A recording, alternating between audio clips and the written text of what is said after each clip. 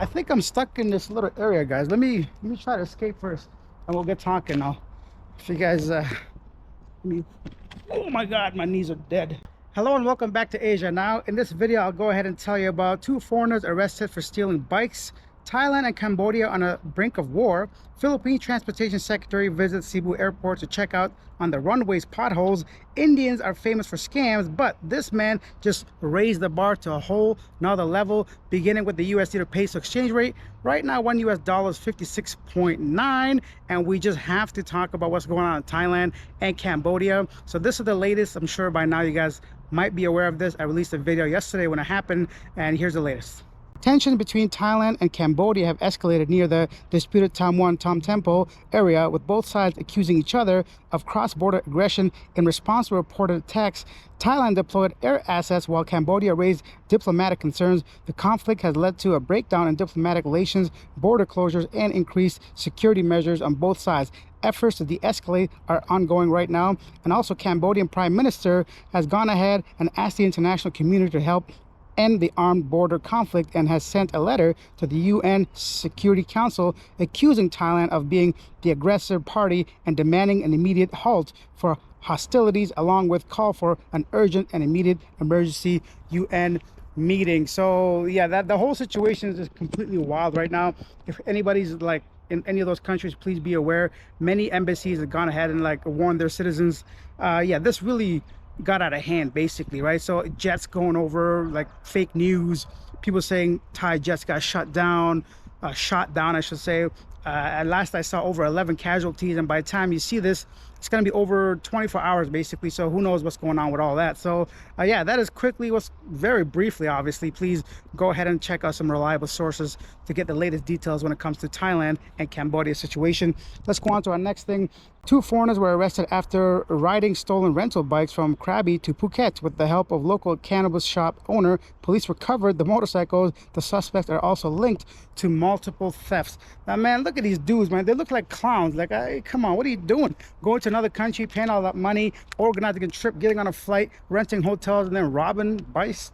Anyways, maybe they were just high on substances or something. But once again, very bad apples when it comes to expats and tourists in other countries. Next up, Transportation Secretary Vince Dizon inspected the Mactan Cebu International Airport main runway on July 23rd after the pavement was damaged, causing temporary closure on July 12th. Dizon called on the MCIA authority to implement comprehensive measures aimed to prevent similar runway damages in the future.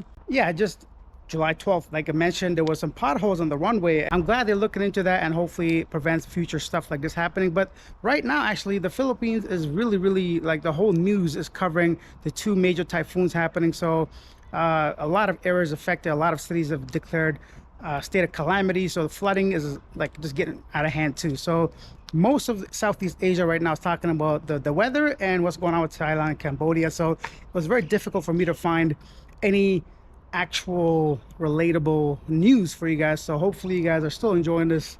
Staying in the airport, a canceled Qantas flight in Bangkok left Aussie travelers fuming after being told to surrender their passports to exit the airport. Thai immigration laws, not Qantas policy, require the move, raising questions over passenger rights. Yeah, as a traveler, your passport is like everything. Is the holy grail, and never should you give that up unless you absolutely have to.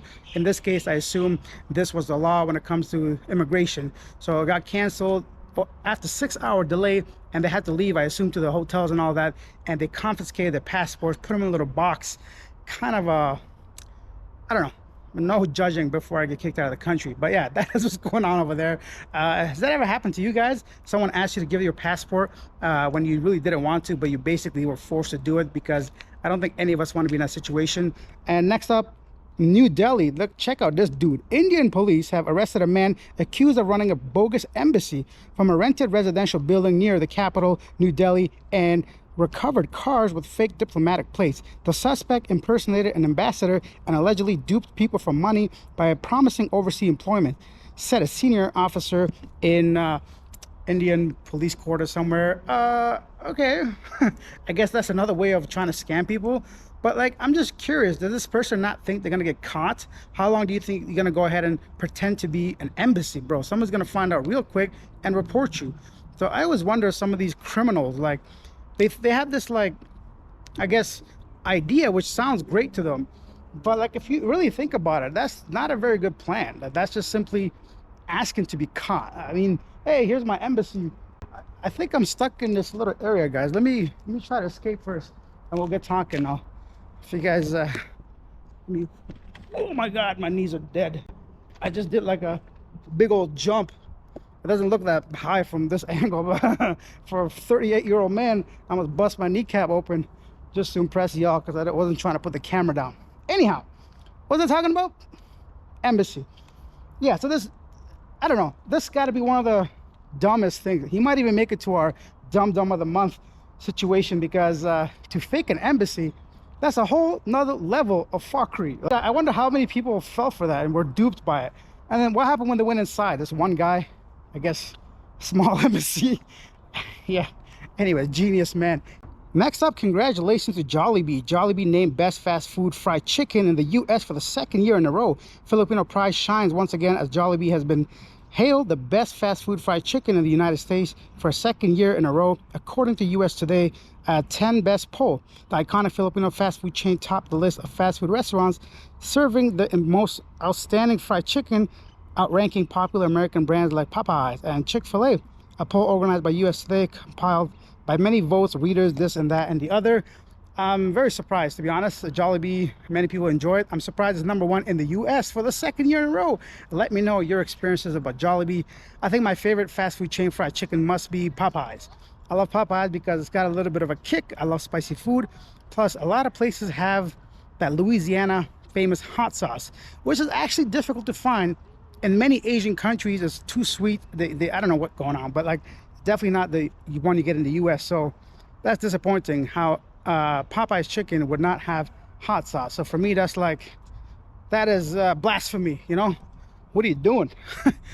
Popeye's no hot sauce? But what is the point of even eat chicken?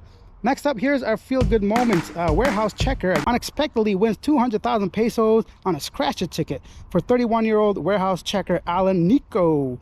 It was just another ordinary day at work until a spontaneous decision turned into an unforgettable moment of joy. Man was like, yo, I'm feeling lucky. Let me go ahead and buy a scratch ticket. He ended up winning 200,000 pesos. Good for him. Hopefully he could take a day off work and go ahead and enjoy that with somebody that he loves, you know? See if you can guess where I'm at. If somebody guessed exactly, I might say it. If you don't guess it, say not to nobody. Secret sauce, secret recipe, secret KFC style, you know? So I'm gonna go in the park here a little bit, and then we'll read some of the, what do you call that, top comments of the day. Actually, I want to thank everybody from yesterday that gave your tips on how to go ahead and peel a boiled egg, because apparently I did not know how to boil, or at least peel, a boiled egg. So let me make my way around this here. Bad's Adventure says how claw machines grabbing claw works. The claw machine is set to have a certain number of weak claw grabs before it will do a strong claw grab. For example, I'm out of breath, I'm walking too much. For example, a claw machine may be set to have 5 weak grabs and 1 strong grab, and every 6th grab the resets back to the 5 weak grabs. Work out the grab ratio for a machine, then just stand around watching others play, keeping count. Then you may leave just before a strong grab, then you know how to win. That is a great tip, bro. This reminds me of when I used to work for the casino. I used to be a casino manager, and people would stick around the slot machines, but they would not know that it's not like a conveyor belt. The odds reset every single time, right? So I wonder if it's the same thing. Meaning, let's say if it's 1 out of 6 is a strong grab, that after the 5th one doesn't necessarily mean you get a 6th strong one. So what that means, every time you put your hand in like a bag of marbles to pick out a red one, you have to put that marble back in, which means the odds reset every time. Let me know if I'm losing some of you guys. What is going on here? Let's read some more comments. Darren says, put salt in the water boiling or vinegar. That will help you peel the egg. Yes, many people share the tips. Thank you. And Nate or Ante says, buddy, here's a perfect boiled egg. So start with the room temperature eggs, not cold. Place eggs in a large pot, cover them with cold water by 1 inch. Bring water to a boil slowly using medium heat. When the water has reached the boil, cover or a boil, cover and remove from heat. Let it sit for 12 minutes. After 12 minutes, place under cool running water to stop the cooking. Toss in some ice for the best results. Asia eggs. Wow, Martha Stewart recipe. Ain't she a criminal? Martha Stewart growing up, she was all over the TV trying to do some recipes, cooking, this and that. Honestly, most of the best comments are about basically teaching me how to go ahead and boil some eggs. That sounds perfect. That sounds very good, but I'm not gonna lie, I'm not gonna do any of that. I just want to make some boiled eggs. Salt? You think I got salt, bro? That's it. So that's the end of this video. I'm gonna stop rambling. I thank you guys for watching. Hopefully Thailand doesn't go on full-out war with Cambodia. I hope the flooding stops in the Philippines, and we'll get back to some more news directly affecting expats. Bye.